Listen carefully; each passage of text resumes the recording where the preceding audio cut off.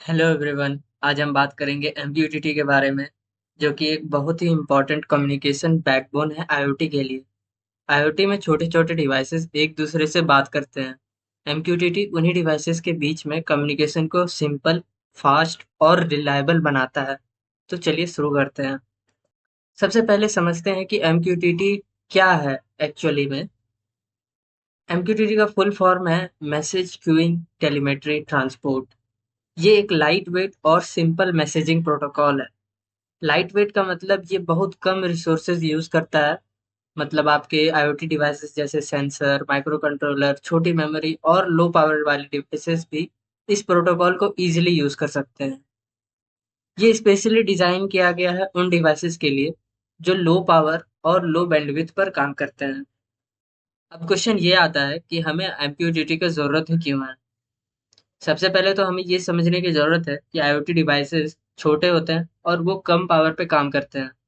इसीलिए हमें उन्हें कम्युनिकेट कराने के लिए एक ऐसे प्रोटोकॉल की ज़रूरत है, जो कि कम इंटरनेट पे भी, कम बैंडविड्थ पे भी काम करे, वो भी काफ़ी अच्छे तरीके से। इसीलिए हमें एक फास्ट, रिलायबल और एनर्जी सेविंग प्रोटोकॉल की ज़रूरत है, जो हमें कम्युनिकेशन में हेल्प करे। एचटीटीपी एक काफ़ी पॉपुलर कम्युनिकेशन प्रोटोकॉल है और इसमें आप देखोगे कि काफ़ी हैवी लोड रहता है और ये काफ़ी ज़्यादा बैंडविड्थ लेता है कम्युनिकेशन को पॉसिबल बनाने के लिए। और वहीं पे एमक्यूटीटी जो है वो छोटे पैकेट साइज को रखता है और छोटे मैसेजेस को कम्युनिकेट करने में काफी हेल्पफुल रहता है, इसीलिए आईओटी में ये काफी पॉपुलर है। अब समझते हैं कि एमक्यूटीटी कैसे काम करता है। एमक्यूटीटी एक यूनिक आर्किटेक्चर फॉलो करता है, जिसे हम पब्लिशर ब्रोकर सब्सक्राइबर मॉडल कहते हैं।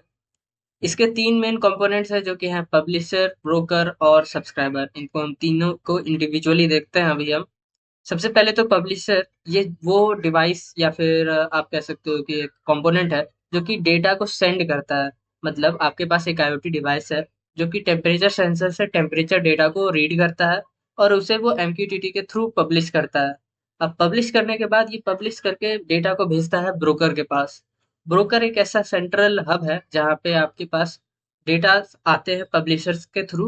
और ये डेटा जो है ये पोस्ट ऑफिस की तरह आप समझो कि काम करता है। और डेटा पोस्ट ऑफिस में आया और पोस्ट ऑफिस से जिसको इस पे जाना था, जो इसके सब्सक्राइबर्स थे, जो उस डेटा के सब्सक्राइबर थे जिनके पास ये जाना था, उनके पास ये पहुंच जाता है ब्रोकर के थ्रू।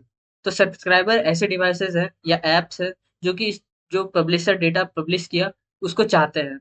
तो जैसे आपका स्मार्टफोन पे कोई ऐप है जो कि टेम्परेचर रीडिंग को आपको शो करता है, तो वो आपका सब्सक्राइबर हो गया। और जो टेम्परेचर सेंसर था वो, और जो टेम्परेचर सेंसर वाला आईओटी डिवाइस था, वो आपका पब्लिशर हो गया। और जो बीच में, इन दोनों के बीच में जो एक हब था, एक सेंट्रल ब्रोकर था, वो आपका ब्रोकर हो गया। तो ये तीन मेन कंपोनेंट्स होते हैं एमक्यूटीटी के।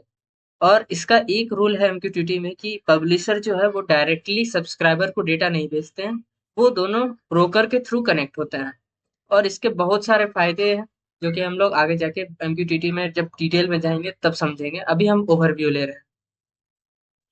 एमक्यूटीटी आईओटी कम्युनिकेशन में बहुत इंपॉर्टेंट रोल प्ले करता है।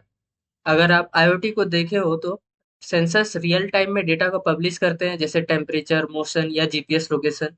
एप्लीकेशंस या डैशबोर्ड सब्सक्राइबर के रूप में काम करते हैं और इंस्टेंटली अपडेट्स को रिसीव करते हैं। अब इसका फायदा ये है कि डिवाइसेस बिना डायरेक्ट कनेक्शन से भी एक दूसरे से टॉक कर सकते हैं। मतलब आईओटी का पूरा इकोसिस्टम एमक्यूटीटी पर स्मूथली चल सकता है।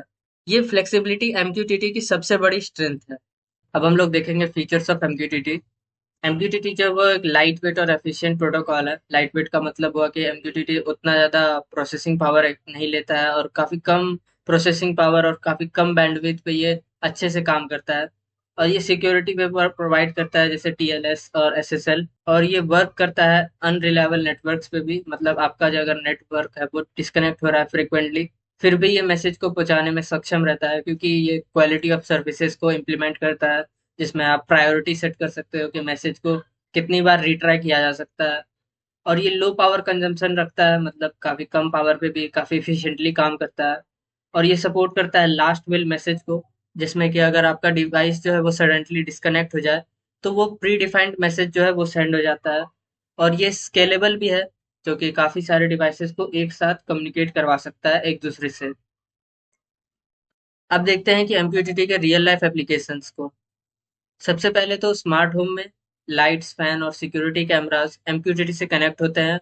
और अगर आप एलेक्सा को बोलोगे कि टर्न ऑन द लाइट्स, तो वो एमक्यूटीटी मैसेज पब्लिश करेगा और वो बल्ब उसे रिसीव करके बल्ब ऑन हो जाएगा। कनेक्टेड कार्स ये काफ़ी एडवांस्ड कॉन्सेप्ट है जो कि रिसेंट में इम्प्लीमेंटेशन में भी आ रहा है।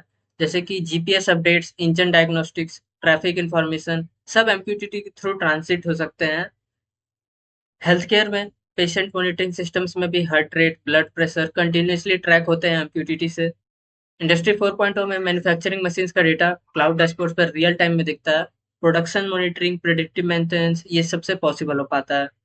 एग्रीकल्चर में सॉइल मॉइस्चर सेंसर फार्मर के ऐप पे डायरेक्टली डेटा सेंड कर पाता है। इससे जो है वो स्मार्ट इरिगेशन ये सब इम्प्लीमेंट हो सकते हैं। ये था एमक्यूटीटी का इंट्रोडक्शन। उम्मीद है आपको समझ आ गया होगा कि एमक्यूटीटी क्या है, कैसे काम करता है और क्यों इंपॉर्टेंट है आईओटी में। अगर आपको कोई डाउट्स या क्वेश्चन है तो कांटेक्ट कर सकते हैं मुझे इस ईमेल पे, या फिर मुझे लिंक्डइन पे भी कनेक्ट कर सकते हैं। Thank you for watching.